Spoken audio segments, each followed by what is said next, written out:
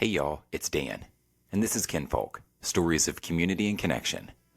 Today we're joined by the incredibly talented Kyrstin Riggs, an Appalachian artist with a passion for storytelling, creativity, and community. Get ready for a conversation full of laughter, inspiration, and some real talk about what it means to create and connect in our region. So sit back and let's dive in. Hey Kyrstin, welcome to Kinfolk, Stories of Community and Connection. Thanks so much for coming on. Thank you for having me. So I'm really excited, and I've been waiting for us to have a conversation since we saw each other at June Fest, I believe. No, it wasn't June Fest. It was Festival. Yep. Festival. Okay. So if you want to start and go ahead and introduce yourself, and we will just kick this episode off. All right. Well, I am a potter by trade. I kind of fell into it, not my chosen profession. I'll openly admit that. I grew up in southern West Virginia. I currently live in the Eastern Panhandle. I'm a mom, which, it influences my art because I want my kids to have a connection to what I grew up with. And one of the things I'm very passionate about and why I'm on is art festivals and art shows around West Virginia and Appalachia. Every time I do a show, I kind of like take the babies, the people around my age and like millennial and Gen Zers, like under my little wings, and I'm like, yes. this is how we do it. Because when I got started, I was probably the only person my age, and there was like nobody under, I would say, 40 when I started, and I started when I was like 26. And so, I mean, I wasn't young. I'm relatively young, but I mean, it was hard. It was like everybody was older and nobody wanted to help me, and it was like I was the outsider, like interloper. And now I've got my friends who are artisans to come and do it. And now, yeah, I'm very passionate about it. It's one of my, I'm actually going to go to grad school to, help push this further kind of thing. Oh, that's amazing. That's actually really cool. Yeah. So how did you get into pottery? How did that start? So by education, I am a ceramic sculptor.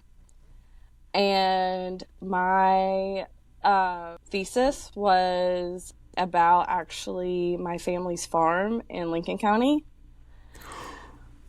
And it was actually about hydro fracking, because they were one of the farms that they opened up the oil wells and were trying to see if they could get shell out of it, kind of thing. And it was, for me, it was, my grandfather wasn't sure if he was going to be able to farm the land anymore. And he farmed that land, since my daddy was a kid.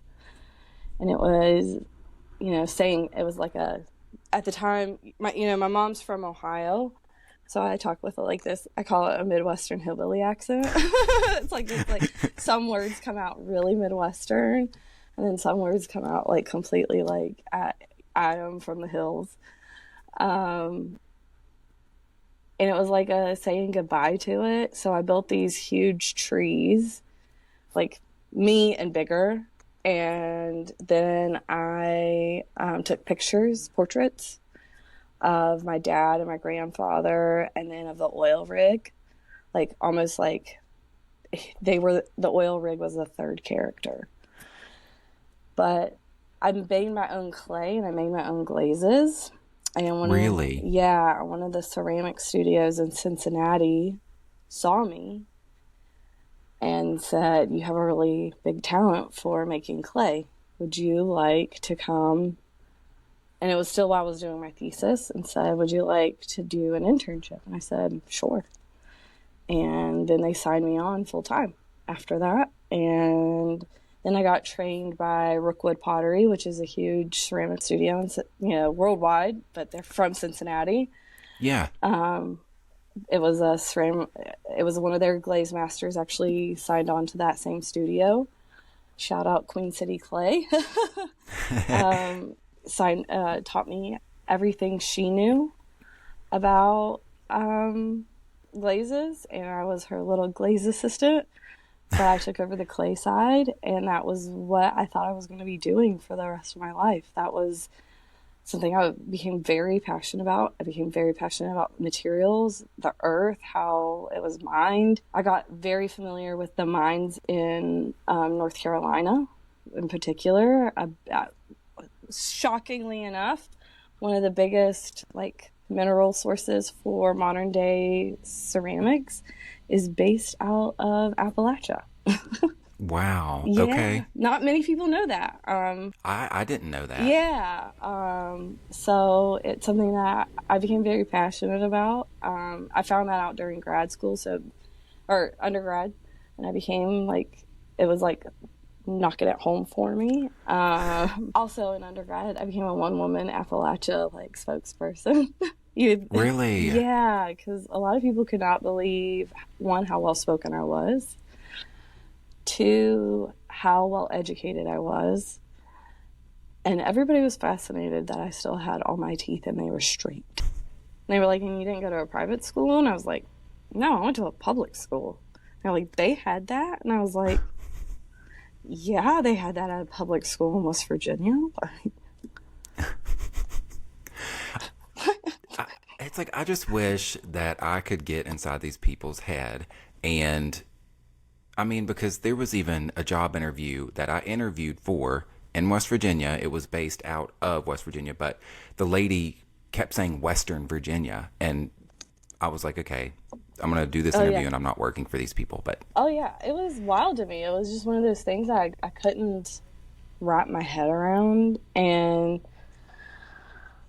I think when it was kind of like a do or die moment when we moved back to West Virginia for my husband to go to grad school himself, I think he was like, well, you know how to make pottery. And I was like, I barely know how to make pottery. And I did. I barely knew how to make pottery at the time. I wanted to talk about things still that was very fine art related. I wanted to talk about my life. And I think I've slowly evolved to where we see it now, which is very like collage-y, pop arty, Meemaw's couch kind of, you know. I don't know. Maybe your grandmother didn't do it. Audience, maybe you'll relate to this. My grandmother from Southern West Virginia, she loved getting into scrapbooking. She was a huge scrapbooker, but she also did every paper craft known to man in the 90s and the 80s. And so I think, and she quilted. So like, I think where I am now in the surface of my mugs is storytelling the same way that my grandmother story told in her crafting. And I've just elevated it to a fine art kind of thing. And it's funny that like, I have these conversations in a fine art world, and I'm like, oh no, this is totally a take on craft. This is totally a take on Appalachian craft in particular. And people are just like, they get really offended. And I'm like, no, honey. These women and men are very talented. Like, have you been in their craft room? Like, I just want to be like, have you followed them? Like, now you can follow them on Instagram or TikTok or wherever, and you're in their craft room, and you're like, the resourcefulness. That's also the thing. We're talking about Appalachia in general, the resourcefulness of being a crafter in Appalachia. And so a lot of, like, even now, the cut, like, surface texture that I do, I'm finding a lot of like discarded decals that are like dead stock decals that nobody wants to touch. And I'm like, well, I know how to revive those. So let me make those work, you know, like, so it's still going back to that, like, duct tape on, a ceiling fan and making it work kind of thing. And it's still going back to that, like, roots to me. And a lot of people don't, like, may not see that, but for me, it's very much this, like, how I got there journey. Like, Right. I see it for myself. And that's all that matters, right? Yeah. With the resourcefulness, I think that's something that, now that you say it, and I've thought it too, that a lot of Appalachians do have in common. And one thing that I can think back to is how you said, like, just making it work. There's been plenty of times, which I'm crafty, but I'm nowhere on, like, the professional level, but it's like, I can make it work. And, for back in, I think it's in December, January 1, there is a festival up in Helvetia, and it's Fastnacht is what it is. Yeah. And the mask that I made, people were like, that's amazing. How did you make that? And I'm like, literally, if you knew what was under this mask, you would be amazed, because it was literally like a cardboard frame with duct tape to kind of, like, do it, and then just paper mache into a shape, and then it's just painted. And it's like, I didn't need these metal frames or, like, these metal wires or anything. And it's like, if kind of like I'm very glad that my parents were very resourceful, and it kind of bled down into me to make things work, to make do. Oh yeah. Well, one of my, like, you have a series about the making of the, like, tree topper. Yes. Yes. And I'm like, that is, like, to me, such the spirit of crafty folk art of Appalachia. Like, people talk about folk art, like, Americana folk art, and I think Appalachian folk art is such a different beast in and of itself, because it isn't about this primitive Americana look. It's about perseverance. It's about, going against the grain and right. and withstanding, and, like, also, like, using what you have. I mean, I know I can name off, 10, 15 artists off the top of my hand that, like, the materials that they use is just out of necessity. It isn't out of, because it started with necessity, and that's how they have a career based off of that. Like, it isn't anything more than that. And it's like, power to them, like, but it's amazing to me that, like, I get to see that at festivals as well, like, to, like, tie this in at festivals. Like, you get to meet other people, especially in Appalachia. Like, you get to see that color and that thread of Appalachian folk art that isn't, because I do stuff outside of Appalachia, and, like, I never get to, like, see that little, like, I don't know, whimsical is, and people hate that word, whimsical, and I'm like, own it, love it. Like, I'm like, that's my middle name. Yeah, like, I'm wearing Brexy right now, and I'm like, yeah. Yes. I'm like, I don't know a life without whimsical. Like, for real, my motto is everyday whimsy. Like, when did whimsy start being a bad thing? It's mandatory in my presence, okay? Yes, we should absolutely bring back whimsy. 2024. Bring back whimsy. So I'm not sure if we've talked about it a whole lot, but I do want to there's two things that I do kind of want to go back to. Okay. But the first is, you are the owner of Siren Pottery. I am. And where did that name come from? I have to know. Or how did that even start? Take me through the journey, the lore that is Siren Pottery. Well, I was thinking of names in general. And one, as we can see, I am a redhead. And I have been a redhead. Well, naturally, I'm, like, anywhere between a strawberry blonde and an auburn. I the redhead. because it fits my personality. I love Ariel. Also, I'm big into like mythology, and my favorite planet is Jupiter. Okay. I'm here for it. Yeah, so my first iteration of the business was Siren of Jupiter Pottery.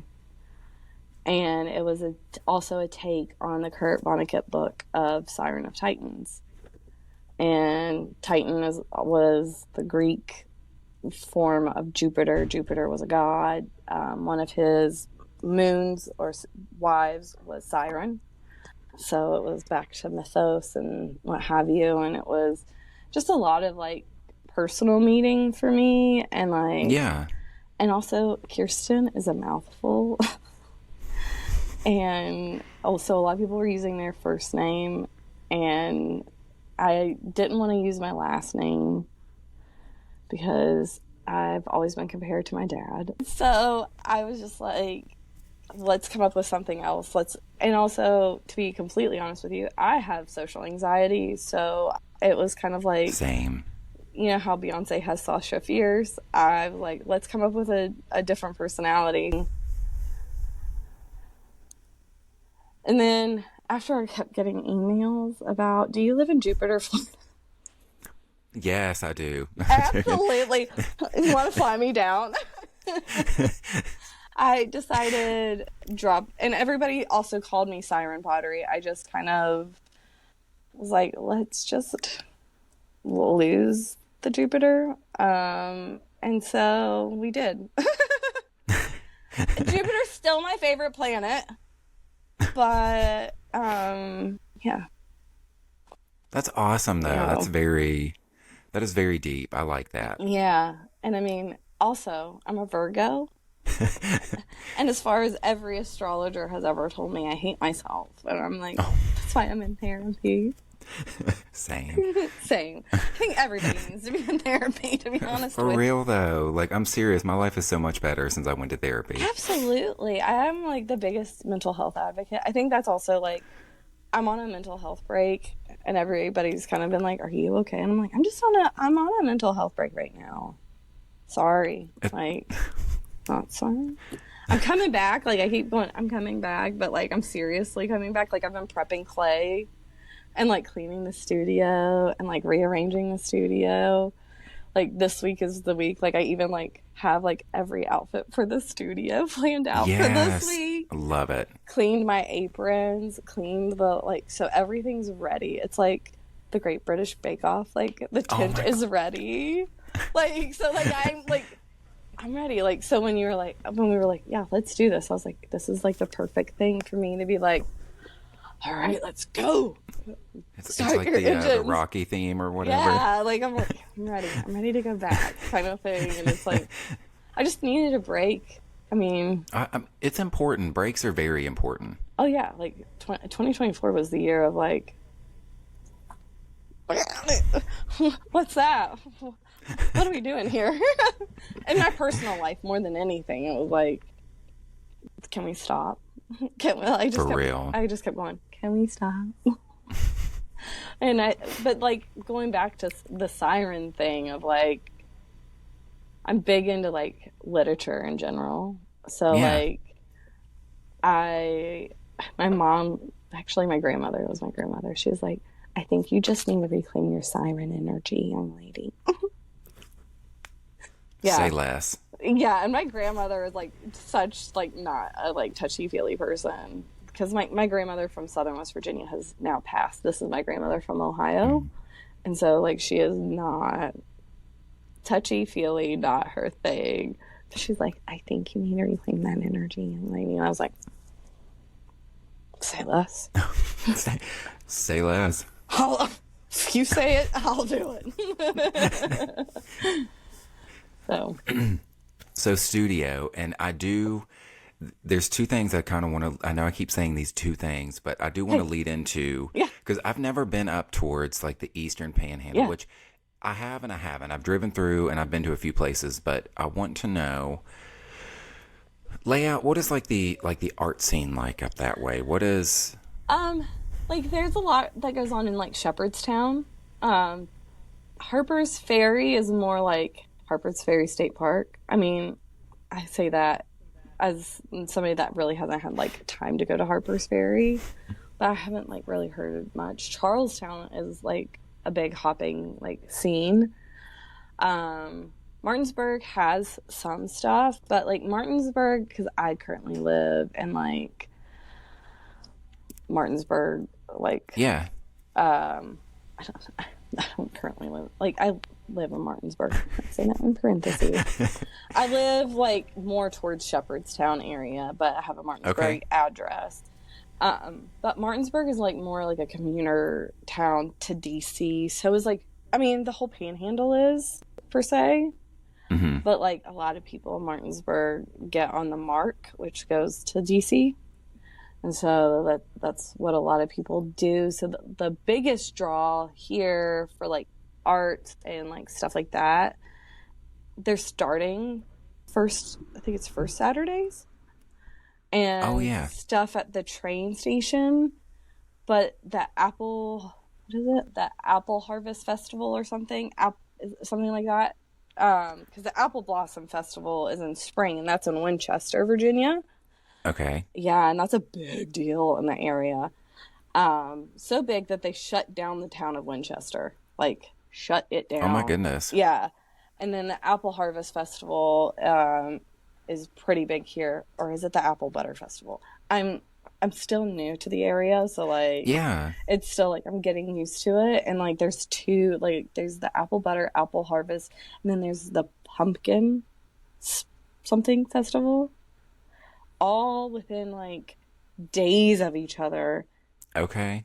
In this region, it's called the Quad State region, because you can go from Winchester to Martinsburg to Hagerstown to Chambersburg, Pennsylvania, in like an hour.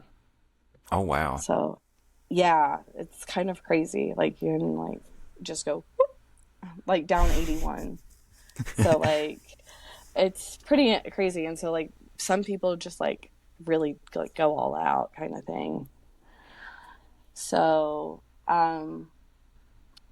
it's been, so, like, there's, like, little galleries here and there. I've been in and out of them. I'll say Shepherdstown. It's definitely, I think, because of the college, is, like, definitely, like, they just had the Appalachian Queer Film Festival. Really? Okay. Yes. I've seen that. I've always wanted to make it, but... Yeah, they just had it. It was their 10-year anniversary. So they just that's had amazing. It. I wanted to go to it, but my kid just had his first week of hockey. Oh.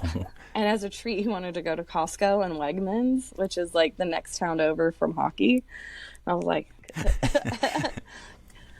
So, yeah. So that just happened. And then they do like first Saturdays I think. They do first. I'm gonna have to look into that. That sounds super neat. Oh, it is super neat, and it's also one of the most beautiful towns to go to during the fall. Oh my god! I'm booking right now.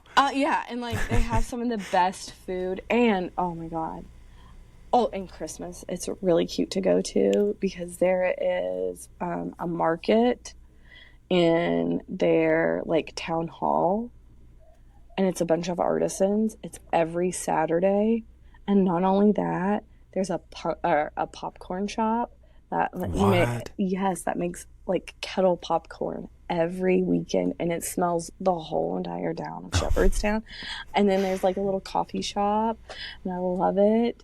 And it's like also it's like one of those like safe spaces like for everybody, and I love it. And I'm like, and it's like makes me like a little warm and cozy. And like my son is like, Mom, I really love it here. And I'm like, I love it here too. Like, me too, sweetie. Yes. I'm like, Mommy loved it here. And it's like also one of the few places that like actually like makes baked goods like there on the spot. Like a lot of bakeries, like I've noticed, like make some of their stuff, but like they make their stuff on the spot. They are also one of the few places that make pepperoni rolls up here. What? Yes. What? Yes, that's also very hard to find in the Eastern Panhandle. Not a lot of people make pepperoni rolls, and I'm like,